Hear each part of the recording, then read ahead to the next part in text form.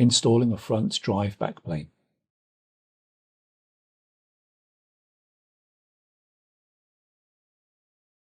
If necessary, connect the backplane to the backplane bracket.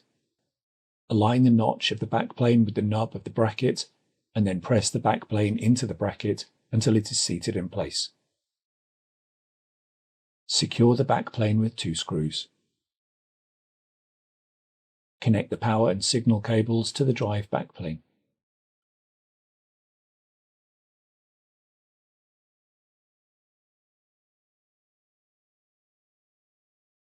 Pinch the blue touch points on the backplane bracket and then press the backplane into the slot until it clicks into place.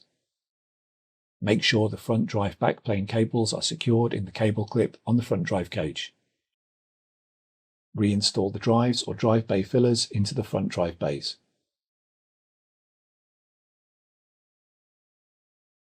Install the top cover.